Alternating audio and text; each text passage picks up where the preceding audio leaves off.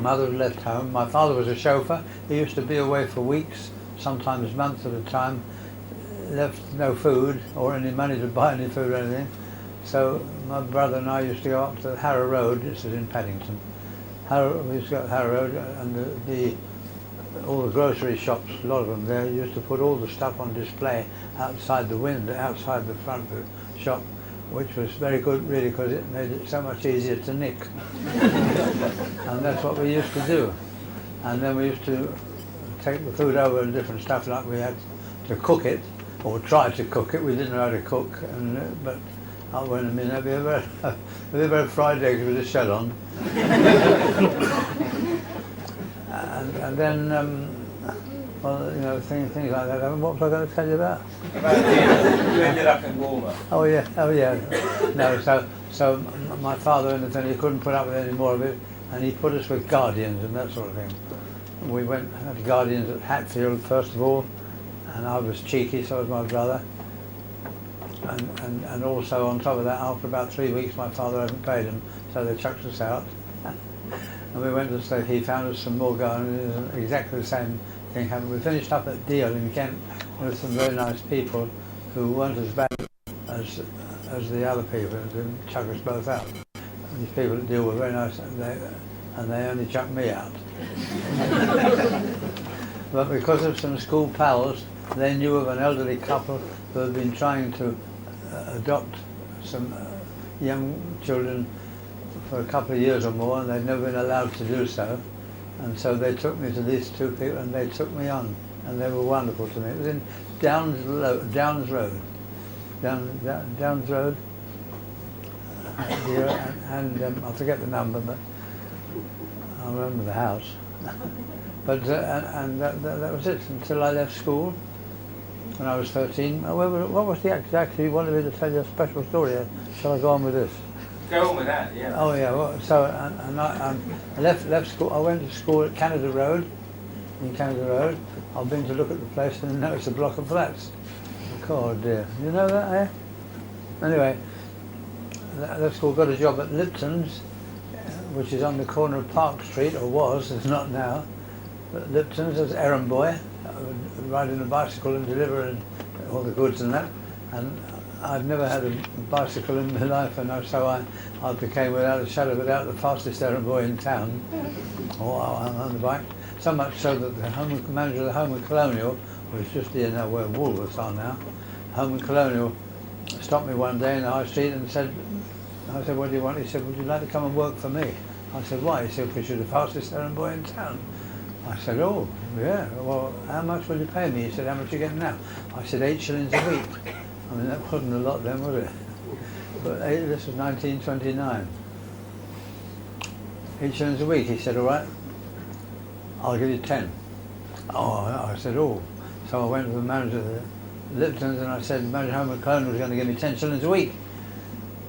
And so the manager of Lipton said, all right, well, I'll give you 10. Oh, so I went back to the manager of Home and Colonial. And I said, the manager of Lipton's going to give me 10 shillings a week. So the manager, this is true, honestly. The manager of Home and Colonial said, all right, I'll give you 12. And I went back to the manager of Lipton. I said, you know what, the manager of Home and Colonial is going to give me 12 shillings a week. So, and to my surprise, the manager of Lipton said, oh, I will give you 12 then. And so I was still there, but I had no return. I went back to the manager of Home and Colonial, and I said, the manager at Lipton is going to give me 12 shillings a week. And to my utter amazement, the manager of Home and Colonial said, I'll give you 14. So I went back to the manager of Lipton, and I said, the manager of Home and Colonial is going to give me 14 shillings a week. And the manager of Lipton said, all right, we'll shove off. So I did, I shoved off, I went and worked for Home and Colonial, and this is honestly true, about 6 weeks later, they purchased a van to do their deliveries and I was out of work. And they had told me not to be greedy. Anyway, I got another job in London, and at the Artillery Mansions Hotel in Victoria Street. Am I going on too long now? Artillery Mansions Hotel in Victoria, I got a job as a commie waiter, as a trainee waiter. And I'd about 3 weeks learning how to do it. And then one morning I was collecting up on about the 8th floor it was, and I was collecting trays or with porridge that people had had in their bedrooms for breakfast, and that porridge and marmalade and all sorts of things, and had it on a large tray on my left-hand shoulder, which I'd been trained to do, and it was all porridge and marmalade and stuff. And then I went to open the trellis door of the lift door to call the page boy to bring the lift up, and I leant forward to shout and and I dropped the breakfast tray down the lift shaft. There was porridge and marmalade all over the walls and everything else. And I've had the sack many times before then and since. But it was the nicest way I've ever had the sack. It was a head waiter, it was, who was in charge. And he said to me, look, he said, if I get you another job, will you leave? But he honestly did get me another job at the Ladies Forum Club, Hyde Park Corner, Ladies Forum Club, and as a page boy. And there was 6 of us, 6 page boys, and I was one of them, so there was 5 others, you see. and it was such a boring job, just delivering messages and standing waiting to deliver another message. And there was one of the young boys in it. He was from Wales, and he said to me one day, he said, I tell you what, he said, why don't we go and work down the mines? So I said, yeah, I'll do anything. He said, all right. He said, I said, the thing is, where do I live? He said, you're going to come and live with my parents. I said, oh, that's fine. We're working down the mine, live with your parents. Yeah, well, lovely.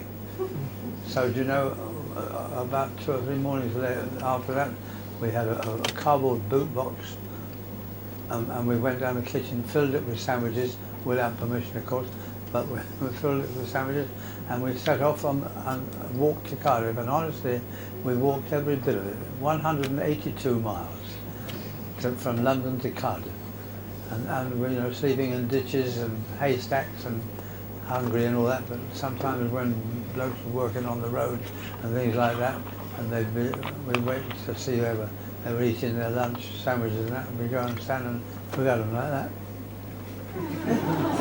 And they'd put us off. Anyway, we reached Cardiff, and my friend, well, he used to be my friend, he decided that his parents wouldn't let me come and live in the house. So he left me, and I was on my own. And I was lucky. I went down to the shipping yard where the docks are, down into the docks, and I went into the shipping yard. If I'd gone round the docks ordinarily, I wouldn't have stood a chance of getting the job, because business wasn't very good in those days.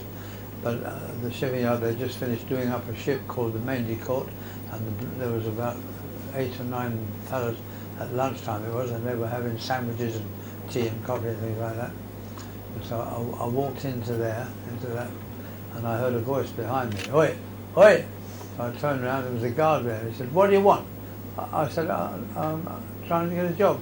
And he just said, get out. So I turned around to get out, and one of the blokes who was eating, you know, on the brazier and all that, he stood up. He said, hey. I turned around. He said, where are you from? I said, London. He said, from London? How did you get here? I said, I walked. He said, you walked from London? I said, yeah. He said, show me the bottom of your shoes. So I showed him the bottom of his shoes, and honestly, it was worn right through the socks, and feet were bleeding. And so they gave me, he was sorry for me, they gave me sandwiches, and that man went aboard the Maindy Court, and about 10 minutes after he came back and he said to me, I got you a job. Oh, and he had got me a job as a cabin boy. And you know, within just 2 weeks later, and I was hanging about for that time, and this bloke allowed me to sleep at his house with his family. But 2 weeks later, I was on my way to the Argentine as a cabin boy, despite the fact that going through the Bay of Biscay, I was leaning over the side going like that. But I had a wonderful time and was working hard as well. I used to work from about 6:30 in the morning till 11 o'clock at night, you know, taking tea and coffee with blokes, doing all the washing up in the kitchen and all that, making the beds for the officers. But, and it was marvellous in Buenos Aires, because we went right up the River Plate. Never forget those names, Villa Constitution, Diamante, San Nicolas, the place. And then on the way we came back and we signed up at Barry, and the ship wasn't going out for months, so I was out of work again. So I went to Labour Exchange, sorry, a job centre. It used to be called Labour Exchange. And they sent me to a juvenile welfare place. where they took in young boys and all.